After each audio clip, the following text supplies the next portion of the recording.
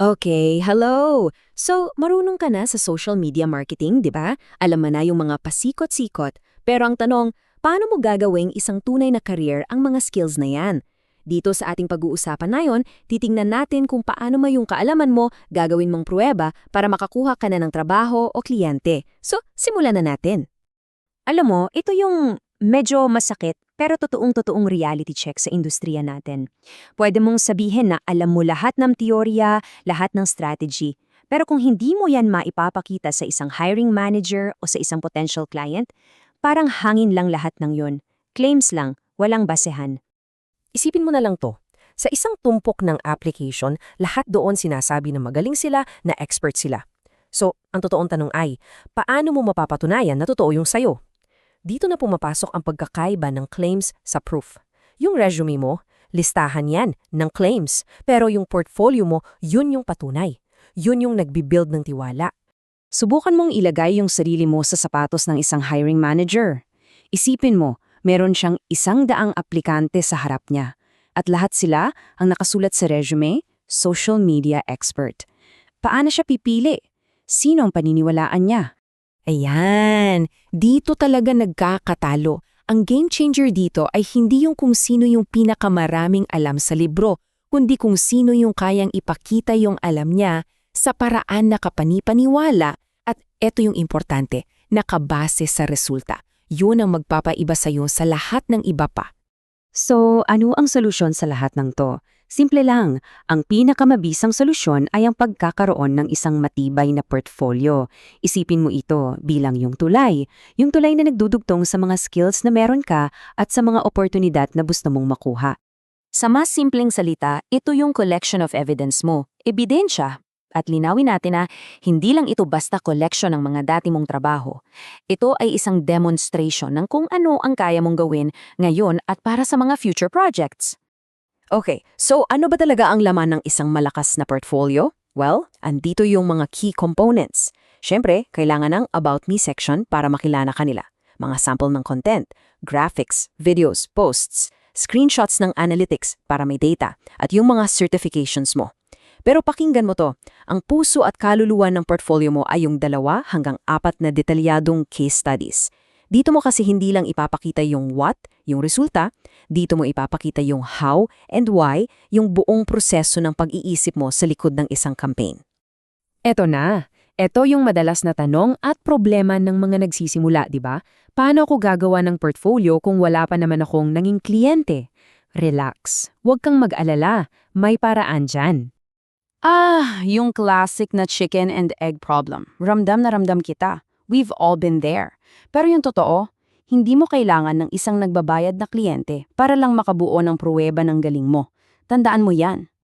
Tingnan mo tong mga options na to. Ang ganda, di ba? Pwede kang gumawa para sa isang personal project, mag-volunteer ka sa isang non-profit o heto, yung pinakamadali. I-document mo yung pag-grow ng sarili mong personal brand. Kahit alin diyan ang piliin mo, iisa lang ang goal, gumawa ng pruweba.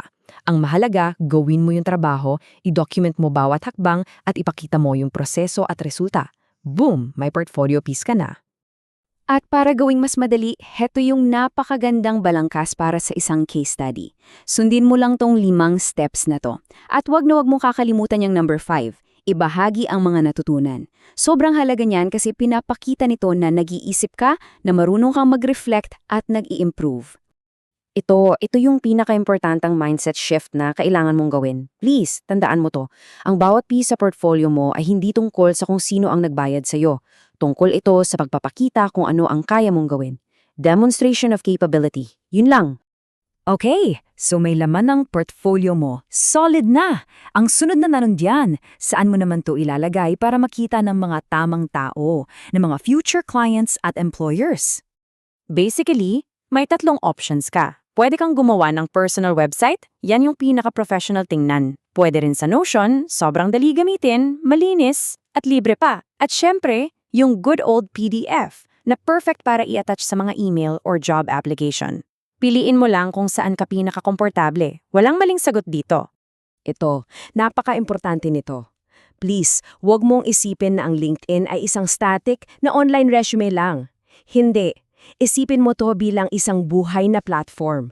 Dynamic yan. Araw-araw, pwede mong ipakita yung galing at kaalaman mo dyan. So paano? I-maximize natin yung LinkedIn mo. Una, ayusin mo yung headline. Gawin mong malinaw kung sino ka at sino ang tinutulungan mo. Pangalawa, gamitin mo yung featured section. Diyan mo mismo ilagay yung link papunta sa portfolio mo para madaling makita. At pinaka-importante sa lahat, mag-publish ka ng content, mag-share ka ng insights. Sa ganitong paraan kasi, hindi mo na kailangan sabihin na magaling ka. Araw-araw mo itong ipinapakita. Okay, ngayon pagdugtungin na natin ang lahat. Paano mo ngayong gagamitin yung napakaganda mong portfolio para makakuha na ng totoong bayad na trabaho? Alam mo, ang pinakamalaking hadlang sa karamihan ay yung takot magsimula. Yung paghihintay sa perfect na pagkakataon, yung feeling na hindi pa ako sapat. Pero yung pinakamalaking pagkakamali talaga ay yung hindi pag-take ng first step. Tandaan mo, ang paggawa ng isang bagay, kahit hindi pa perpekto, ay laging mas maganda kaysa sa isang perpektong plano na nanatili lang sa isip mo. Just start! Simulan mo lang! Ito yung gusto kong iwan sa'yo. Isang paalala na ikaw ang may control sa karir mo. Nasa iyo na yung kaalaman, nandyan na yung mga tools, ang kulang na lang talaga ay yung action mo. So ito na yung hamon ko sa'yo. Hindi bukas, hindi sa susunod na linggo, hindi sa susunod na buwan, ngayong linggo. Ano yung isang bagay na gagawin mo para makabuo ng pruweba? Simulan mo yung unang case study, i-document mo yung isang project, gumawa ka ng aksyon. Dahil dyan at dyan lang, nagsisimula ang lahat.